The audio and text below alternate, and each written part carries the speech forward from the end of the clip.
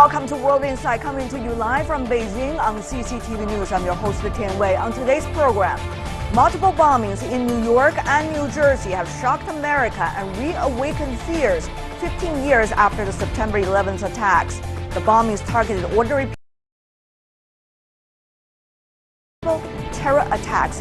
I will ask our panelists, is America safe today? People across Germany have rallied against a transatlantic trade deal between the EU and the US called TTIP. French President François Hollande has hinted the deal will fail. Is opposition to free trade across the Atlantic part of a global trend? And China's relationship with the United States is in flux. As the two nations look toward the future, it's important to remember the past. Earlier, I asked the U.S. ambassador to China, Max Baucus, if he thinks bilateral relations will get better or the other way around. He was very determined in life, and he was determined to succeed. And we begin today's show with the recent series of terrorist attacks in the U.S. Afghan-born Ahmed Khan Rahami is believed to be behind multiple bombings in New York and New Jersey, which left at least 29 people wounded. While ISIL has claimed the responsibility for Saturday's knife attack in Minneapolis. I asked my guest if he thinks the attacks are proof that Washington is losing its war on terror. But first, this backgrounder. On Sunday night, U.S. police discovered 5 explosive devices near a train station in Elizabeth, New Jersey, just outside New York City. A bomb squad used a robot to detonate one of the devices. No one was injured in the blast. Earlier on Saturday, a pipe bomb exploded along the route of a charity road race in the New Jersey beach town Seaside Park. No injuries were reported. Authorities believe it was a deliberate attack. A separate blast in New York City injured 29 people. A pressure cooker bomb was found in Manhattan just 4 blocks away. Police defused the third explosive device before it could explode. Authorities believe the attacks could be linked to the 2013 Boston Marathon bombing. Evidence is being analyzed by the FBI. Officials haven't ruled out the possibility that the attacks were an act of international terrorism. And for more on the recent U.S. terrorist attacks, we are joined in our Beijing studio by Rick Dunham, co-director of Global Business Journalism Program at Tsinghua University and former Washington, D.C. bureau chief for the Houston Chronicle. Sir, welcome to our program. What do we know about this 28-year-old Afghan-born young man?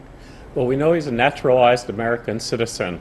We don't yet know if he has been radicalized, if he is connected with international terrorism. We do know that he is considered dangerous and potentially armed. The FBI has him on its most wanted list, and the mayor of New York, governor of New Jersey have told people to be on the lookout. We have heard from some officials in New York and also in New Jersey, Mayor of New York suggesting it is intentional act, the attacks. However, the New Jersey governor is suggesting it's an act of terror, even though he did not make direct link between the act and also the international terrorism. What should we know about this moment? Is it going to bring people together, united, or actually bring more fear to America? Well, I fear it will tear America apart more because we're in the middle of a tough presidential campaign. I mean, people are united against terrorism, but people in America have been blaming each other for the past several years rather than uniting with a plan of action. On the other hand, the presidential campaign is going on. 2 candidates likely to begin their first national debate one-on-one with one another. What would this mean for the presidential campaign?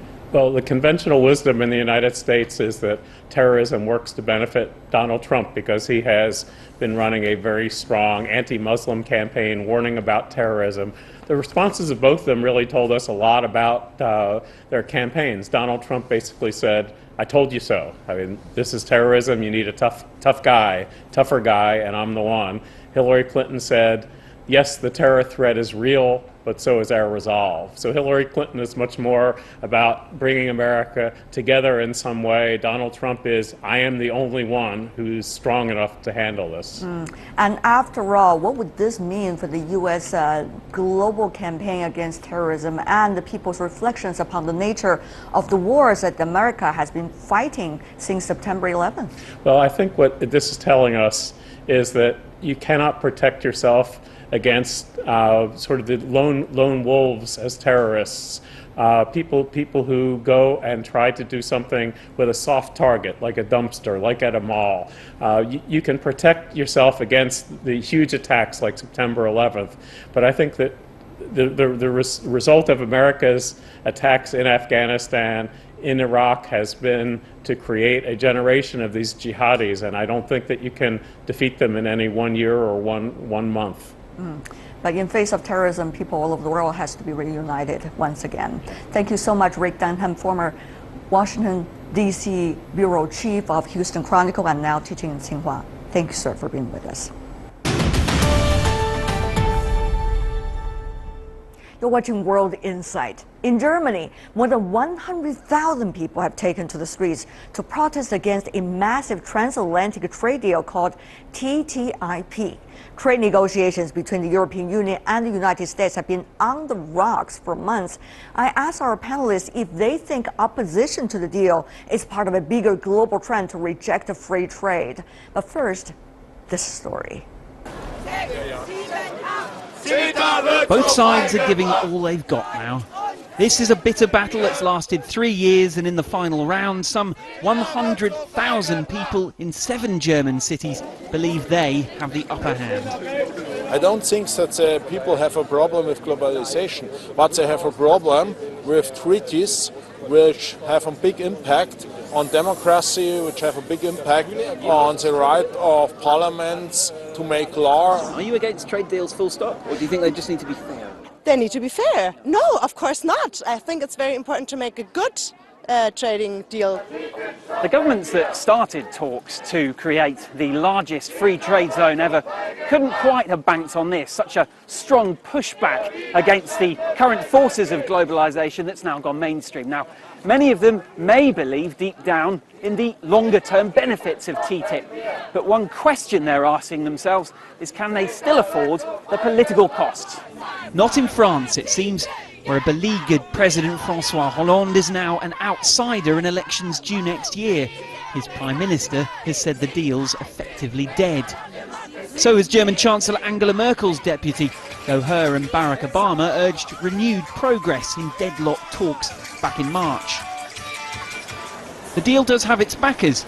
In Berlin on Thursday, business leaders warned of consequences if the deal collapses. 3 out of 4 vehicles which are manufactured in Germany are destined for export. The European single market and free world trade are our lifeblood and give jobs to many hundreds of thousands of people. While that was going on, US and European negotiators met in Brussels. They will meet again in New York on Monday. Their aim now, it seems, to find some points of agreement for a last gasp TTIP light. Guy Hedison, CCTV, Berlin. And for more discussion on the transatlantic free trade deal between the EU and the U.S., we are joined here at Beijing studio. Mr. Zhang Jianping, Director of the Department of International Economic Cooperation from the National Development and Reform Commission here in China. Welcome, sir. Joining us in Berlin, Mr. Timo Lokocki, Transatlantic Fellow with the Europe Program at the German Marshall Fund. Welcome, sir. And joining us from Washington, D.C. in the U.S., Gary Huffbauer, Regional Jones Senior Fellow at the Peterson Institute of International Economics. Welcome as well. First of all, I would like to begin with you, Mr. Lokocki. How should we understand the extreme opposition taking on the streets against the TTIP, which, after all, some claim at least some benefits for the European economies? Yes, at first it had to be noted that even though there were 100 to 200,000 people showing up on the streets, protests could be far more severe. So in fact, the resistance against TTIP in Germany is far, far smaller than, say, as we currently witness in France. However, the protesters have a point. They basically make clear that they are concerned with that representative democracy will be undermined, that there are certain treaties that will be signed that will prevent the German government to interfere with trade deals.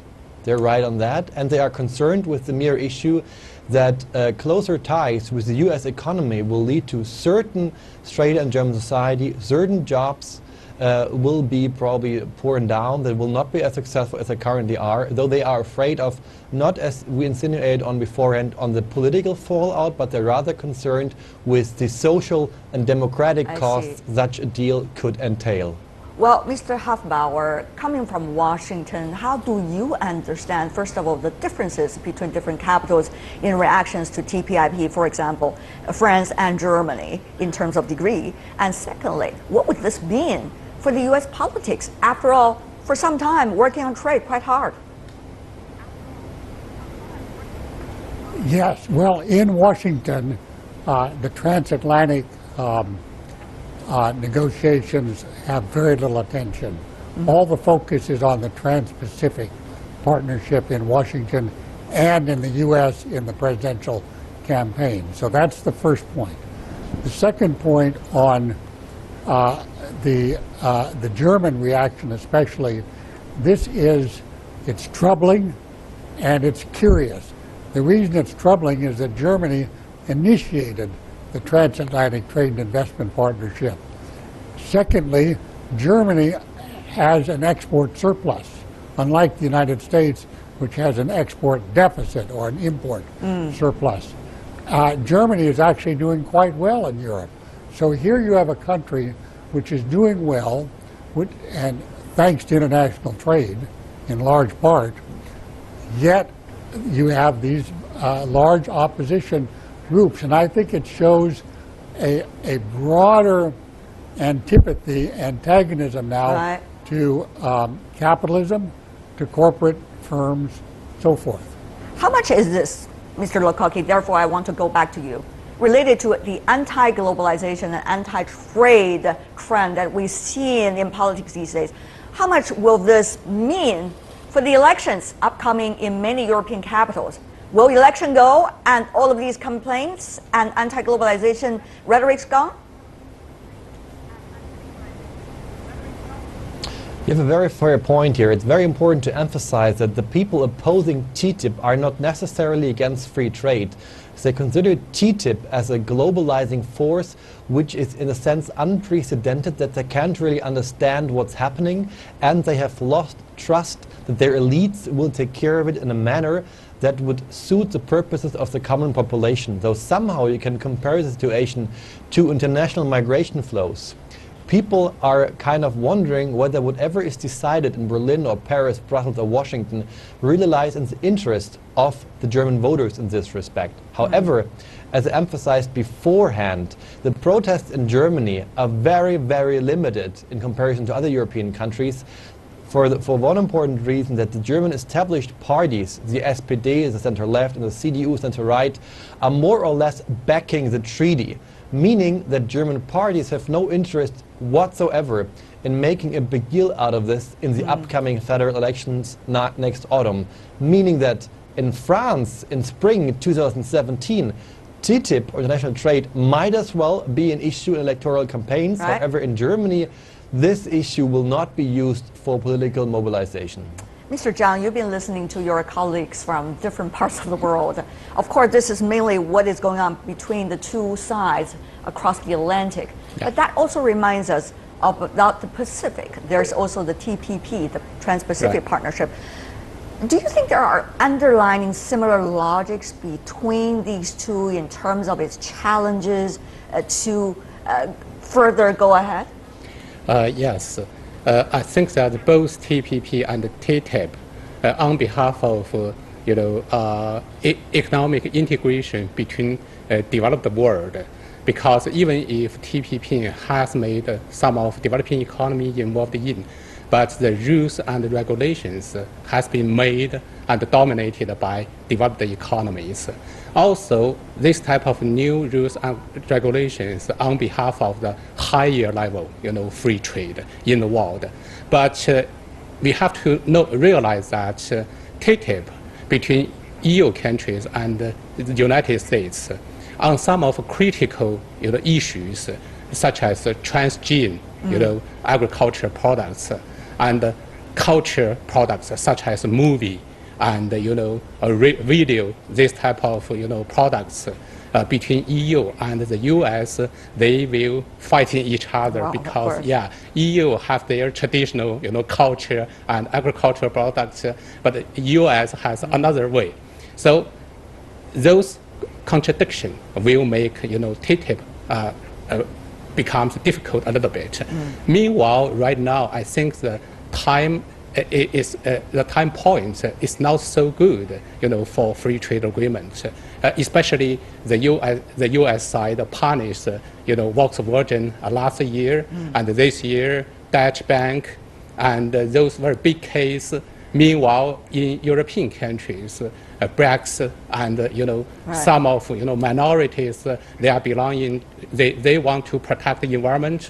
They want to enjoy democracy, and even if that part of people belonging to small part, but they have right to have their voices. Well, there are different kinds of voices. For example, some of the TTIP supporters have been suggesting it will create the largest free trade zone in the world, benefiting all sides. That's their argument. Take a look at this. The British government has claimed the deal could add to $13 billion to the UK economy, 104 billion to the US, and also 130 billion to the EU every year. German Chancellor Angela Merkel, of course, also says TTIP could create more jobs inside the EU economies, and the benefits could be more. But the genuine question, Mr. Hofbauer, is that there are bigger benefiters, there are smaller benefiters. And therefore, the argument is, can free trade agreements like this bring everybody the part they desire? Will people willing to become, quote unquote, the smaller benefiters? Trade agreements over time can make a big difference to the economy. At any one moment in time, it's pretty small, but it goes on for a very long period of time. Now, in terms of the effect within the economy, that depends on the government in that economy. It depends on its social safety net, its tax policies, and everything else. The benefits of trade agreements are very broadly distributed across an economy. How they're distributed really depends on internal laws and regulations and other parts. So this notion that trade agreements only benefit the wealthy or only benefit corporations, that's completely wrong. It's completely wrong in terms of all the analysis we've done. I know it's widely believed, but sometimes beliefs are wrong, and this is one of those cases. Right. Mr. Hofbauer, while you are making your arguments, the interesting question would be for you, sir, is how many people, even back in your own country, would listen to your argument in a campaign season? And what would this mean, this loss of time while we are playing with politics about trade? Well, that's a good question. And there have actually been polls done in the United States. The majority of Democrats are in favor of trade agreements. About 50% of Republican voters are in favor of trade agreements. Now, I know both Republican nominee Donald Trump and Democrat nominee Hillary Clinton have talked against. Trump wants to actually rip up existing trade agreements, go backwards, put on high tariff. Clinton simply says she doesn't want to go forward with the TPP. So there's quite a difference between them, but neither one is in favor. But I want to emphasize that the people in the United States are not against trade agreements. Well, we'll see what the voters would say when they're going to the polls. Mr. Zhang, it is not just the United States, not just in Europe, but also in Asia as well. We've seen politics played on TPP as well. At the very first, it created a lot of disagreements, for example, between China and the United States and some of the other countries. But now people are more willing to explore about these possibilities. when you see a deadlock in Washington about how to push forward, whether it's TTIP or TPP, what is China going to do? Firstly, I'd like to say that even if TPP is facing with difficulty, but I don't think now TPP will be dead. You know that the U.S. has made so a lot of efforts to create, TPP. The Obama administration. Yeah. And also, it's too early to say, the TPP to be dead, because now TPP could be the tool for politicians. But I'm afraid that the U.S. Parliament members, actually, given that they can give TPP trade promotion authority, and I'm afraid that in the future, after fighting, and maybe they can make consensus. That's a possibility. For China, I think that now in short term, it would be impossible for China to join TPP negotiation, because there is a big gap, institutional big gap between China and the U.S., between developing and typical developing economies and developed economies. But now, from Chinese side, we are keeping quite open mind on TPP and objective attitude to TPP. We will not oppose it, TPP. On the other hand, now we are carefully study the new rules and regulations of TPP. I see. Also, we are chasing the trend. We hope that from Chinese side, we can promote RCEP, we can promote FTAP, as well as the Belt and Road Initiative. That's right. That's what I really want to ask. Not only you, Mr. Zhang, but also the other two panelists. You've seen a lot of interesting ideas popping up all the time about how to create connectivity and how to do trade for the future. Some are multilateral, some are regional. Therefore, I want to ask both of you, gentlemen, and Mr. Lakaki, maybe begin with you. When TTIP and TPP, both initiatives advocated strongly by Washington, now coming into political difficulties, do you think other regional and multilateral platforms could prosper, or they would face very similar fate? Well, I think you probably insinuate on the European Union. The thing is that for the Europeans, the European Union integration effort is first and foremost a political engagement, which is not so much loaded with economics, at least up until recently. So that means that multilateral trade agreements, which have been struck beforehand, at least in the West, they had a very different flavor to it.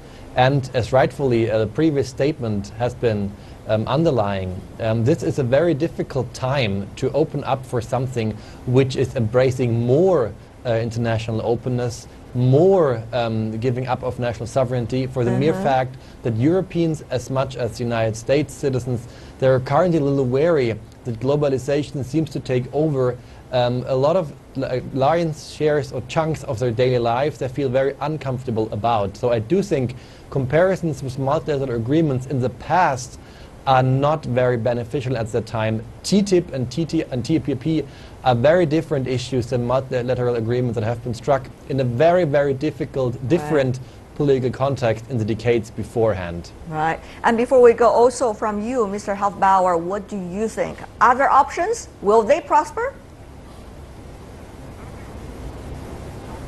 I think that there will be a big effort on getting TPP passed after the presidential election and before the next president takes office. If that succeeds, it's a new day. If President Obama succeeds, and he's putting a lot of effort into this. Okay. If it fails, then I don't think we're going to have any major trade agreements for at least 2 years, assuming that President Clinton is elected, and if Clinton is elected president, if Trump is elected president, he doesn't want to have any trade agreements. He wants to go back and put on new restrictions. Wow. So that would also be a very new and unfortunate day. Certainly, we just heard some political views from you, Mr. Hofbauer. But for now, I want to thank the three of you, gentlemen, for being with us. Gary Hofbauer from the U.S., Timo Lakaki from Germany, and Zhang Jianping from China, Beijing. Thank you so much, gentlemen, for being with us. Really appreciate it. Stay with us here on World Insight. Still to come. The world's two largest economies were close allies during the World War II.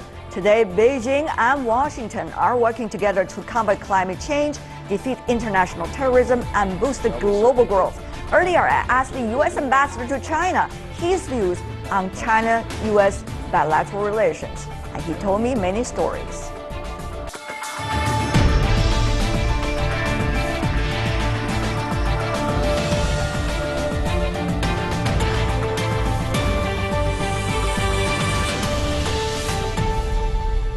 I'm Tian Wei. You're watching World Insight, coming to you live from Beijing. China-U.S. relations have experienced ups and downs over the years. Determined and innovative approaches are needed as the two nations look to the future and the world embraces a new global governance system. One can always draw inspiration from history. During World War II, the two countries put aside their differences and joined forces to defeat fascist Japan. Friendship in adversity. During the lowest period of the war, the alliance between U.S. and China gave people hope to a notable victory. China had been in a prolonged war against Japan. Its significant resistance to Japan helped postpone the formation of the Axis. Allied forces eventually joining China after the Pearl Harbor, and the war was won. After the war, the urgent need to build a global governance structure led to the establishment of the United Nations. Both China and the U.S. have been permanent members of the UN Security Council. Global governance and cooperation start to become the paradigm until now.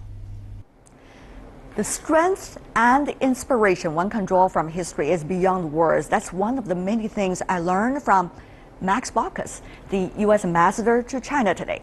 For decades, he was a well-established and widely respected figure on Capitol Hill in the U.S., but he chose to move to Beijing to help develop U.S.-China relations. After spending years here, Ambassador Baucus has become one of the most extensively traveled American ambassadors to China in history.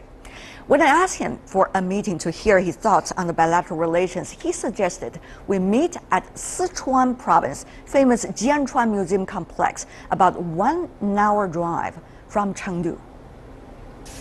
This is Sculpture Garden, built in the museum in honor of those international friends who have been contributing to the cause in China to fight against the Japanese aggression during the Second World War.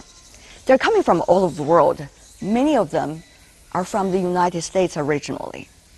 For example, Mr. Chennault, who is the head of the Flying Tigers pilots, and General Stilwell, who was then pretty much responsible for the Pacific Theater of the Second World War. And I'm here waiting for the U.S. Ambassador, Ambassador Max Baucus, to hear his recounts of that part of the history and his personal experiences here in China. These are the people who have been contributing to the cause in the Pacific Theater of the Second World War. Right. Many of them are Americans. I'm sure you are familiar with some of their faces. Yeah. Mr. Chennault. You can't forget his face. He has the most distinguished profile. When you look at his profile, the jutting jaw, that's Claire Chennault, General Absolutely. Chennault. With the Flying Tigers. The Flying Tigers. He was amazing. Ever legend, isn't it? Yeah, it is, and he's so amazing. He was so determined. You know, people who succeed tend to be people who are very determined in life, and he was determined to succeed, especially with putting the Flying Tigers together. Yes, indeed. And they did something wonderful to help China during the Second World War. And of course, the Chinese didn't forget that. They have not, but you know, I think it's very important for us to help remind people of joint efforts where each country helped each other. People sometimes forget, and they have to be reminded somewhat frequently. And I'm very happy that all these museums are here in Chengdu, especially honoring those who helped fight the Japanese during World War II. But we have to be reminded, and General Chennault I think is someone that we have to keep reminding people about all over China, not just in Chengdu. Yes, indeed. And also not only in China, but also in the United States as well. Yes, indeed. And also General Stilwell. Of course, he even used to work in the embassy at the time. Yeah, he's quite a guy. He is quite a guy. Much personality, isn't it? Very much. I read a book about Vinegar Joe. Joe yes, indeed. Vinegar yes, Joe. Indeed. And what's the impression you have about him as a historical figure? Well, he was one of the old school. You work hard, you fight for your country, and be of the highest integrity. Yes. Highest integrity. and you just don't suffer fools gladly, and you just work your very best for your country, and as he did during World War II. He has this wonderful expression, I think it's very important. It is that the higher you climb the flagpole, the more you expose your rear end. Oh, yes, That indeed. is, the higher you get up, the more people shoot at you, figuratively, and they give you a hard time. The two of them, you know, they were. they had a little bit of tension over there. But Yes. they were here for the same cause, the same reason, to deter Japanese. It's aggression. interesting because General Stilwell, he was pretty much for the ground forces because that's where he came from. Right. And also Mr. Chanel, of course, for the Flying Tigers, the Air Forces. And this is the debate that's going on within the United States about how to deal with the Pacific theater of Second World War. Well, I think back in that time, they're both right. Yeah. They're both right. It can't be just one thing or the other. You have to work together.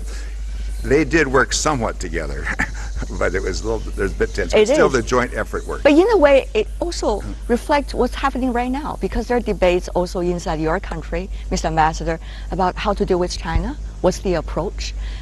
What do you make of those debates? Well, I think our countries are actually working pretty well together. We both are the two largest economies in the world. People are the same, United States and China. We have the same goals, interests, desires. Keeping that in mind, I think, is extremely important. Can we keep those in mind? Can we? I think we have to. And I think we must, and I think we will. But it's up to us to keep reminding people of that. It takes a lot of us who work in China and in the United States to remind people of that. That's really what I want to ask you, Mr. Ambassador. I mean, you were born almost at the time of the Second World War. Yeah. The great generation you have experienced in a way. Yeah. And now you are in a very important position as the U.S. ambassador to China when the world is changing.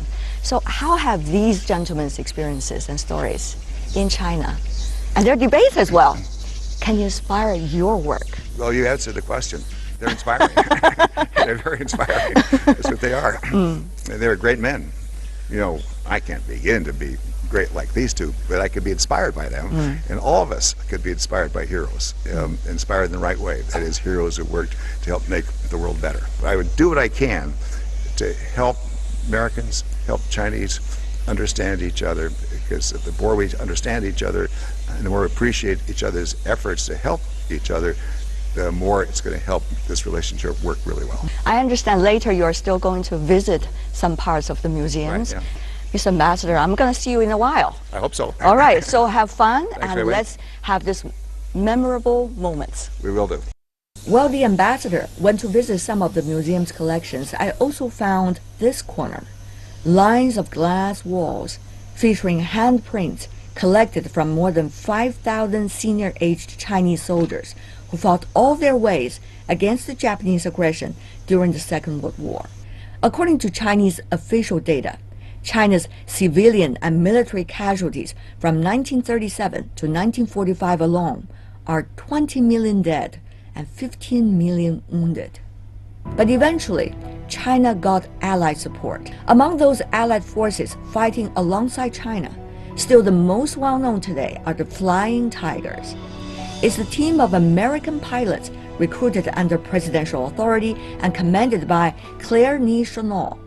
They drove planes with shark-faced nose designs, among the most recognizable image of any individual combat unit of World War II. These are the photos from the Flying Tiger plane's wreckage. The Flying Tigers are not only well known for their innovative tactical success, but also for their strategic victories during the lowest point of the Second World War for both the U.S. and the Allied forces. And their success eventually provided hope for China and the rest of the world that the Pacific theater of the war could be won and the Japanese could be defeated. However, none of this could be possible without airports. And this is what exactly the Chinese did. They used steles as huge as this to make airport and build runways almost overnight so that a success can be guaranteed. Decades later, the Chinese still remember that part of history very well. They want to honor those who have devoted their lives to this great cause.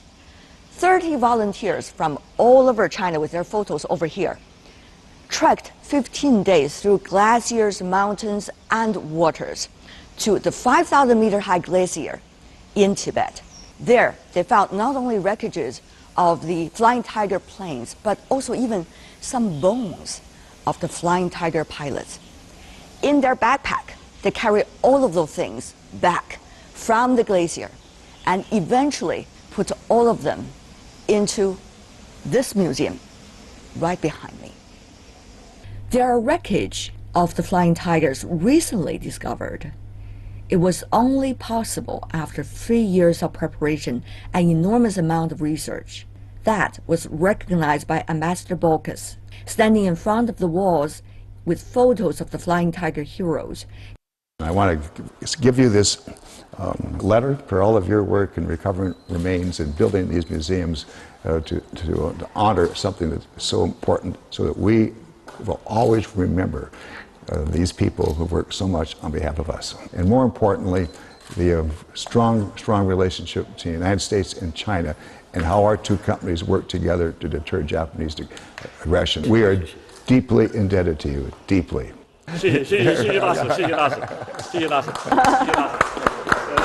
Ambassador Bolkus, it's great to see you. Yeah, thank you. How was it when you look around this museum, refreshing your memories of the Second World War? Frankly, I'm astounded. I'm stunned. The collection here exceeds my expectations. I wish more people in America, more people in China could see it. It's terrific. And you heard about the 30 volunteers who climbed the high mountain glaciers in order to find the wreckages of the planes and also the bones of the pilots. Yeah, it's stunning. It's inspirational. I guess some hunters in Tibet first sighted the wreckage and word passed on, and it took 3 years to prepare the expedition to recover the remains and bones and so forth. There may be more up there, I don't know, but recovering those increases the expectation that maybe there's more, and the legend lives on. When China and U.S. together, they can really do something great, it seems. Well, we certainly did back in World War II, no question about it, and we certainly can do it again. I think when the chips are down, that is when times get, if not a crisis, but where there's a real challenge, then people tend to work better together. And I hope we don't face a crisis, I hope we don't face a challenge. I don't think we will. But the knowledge that we have many times worked in the United States and China so well together is a good reason to believe we can, and we will. There's no question in my mind. And what is in your mind that you think could help us to prevent crisis from happening? I think basically it's important for American people to understand Chinese people are just like American people. You know, same wishes, hopes, and desires, and Chinese people are the same. It also, I think, it would help if we were to travel more, if Americans would spend more time getting out of America and come over to China, see China, and deflate some of the myths, you know, one way or another about China, and vice versa. It's good that so many Chinese come to the United States. We issue about 2.7 million visas a year, Chinese visas coming to America, and I wish more Americans would come over too. But in the meantime, we can publicize these efforts. You know, people watch TV, you know, they look on the internet, and the more we can publicize all of this, and you know, that all helps. But we've been hearing about, you know, the rebalance strategy, and there's certain kinds of sentiment in China who do not necessarily understand what is the real nature of this. Are they trying to corner China into a very small place? Do they really understand the rise of China? Is there going to be future conflict between China and the United States, a rising power, incumbent power? People ask these generally important questions. Those are good questions. Those are questions that should be asked. And when they're asked, they should be examined very constructively and with deep efforts and efforts that listen to the other country, to listen to the other country's point of views, because China's not perfect, the United States is not perfect. Each country has its own culture, its own pride, and its own sense of nationalism, but we can't let that get in the way, because with each passing day, the world's getting smaller. We're getting closer and closer together. Actions that occur in one country are going to more likely affect the other country, both ways. And I think inevitably, when people ask that question, when people start to think about it, not just knee-jerk, not just react to what somebody else says, but think about it, they'll realize that we will probably, not only probably, highly likely we will get together in a positive way because we have no alternative. What do you think might be the biggest danger facing the two countries? Is it internal politics? Is it misunderstanding and mistrust toward one another strategically? I think the biggest potential danger is failure of people in both countries to take the time and effort to learn about the other country. And it's partly because people tend to be a little bit comfortable. It's important for people to get out of their comfort zones. For Americans, not easy. Not easy. It takes work. It takes effort. It's like all things in life. It takes work. Have you tried? I've done my very best every day. Try to understand China better, understand better, and to explain to Chinese people as well as I can the American point of view, and ask lots of questions of the Chinese point of view, so I better understand. It's a constant everyday effort. And Mr. Ambassador, when you were serving on the Capitol Hill, you were very instrumental in making sure China and the United States will be able to work together within the WTO framework. And that, of course, is the trade. It's the foundation, one of those, for the two countries.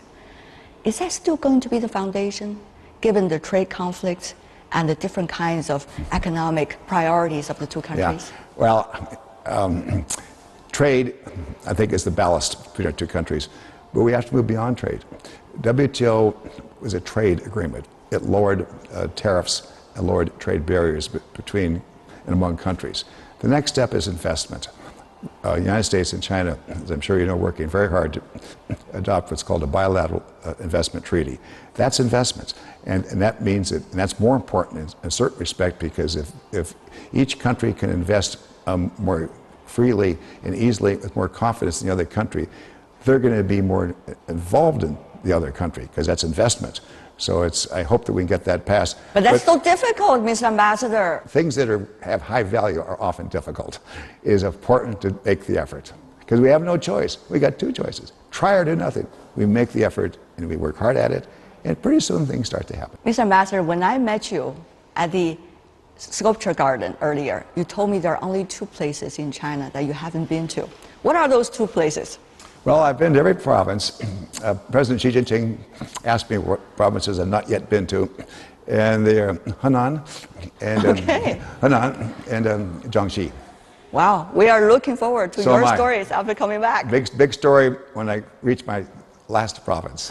Then I got to go back and do them over again. Oh, okay. You still have very busy schedule ahead. Yeah, they're always Mr. Ambassador, it's such a pleasure to have you over here. Thank you. Thank you so much. All the best. And good luck. Thank you so much.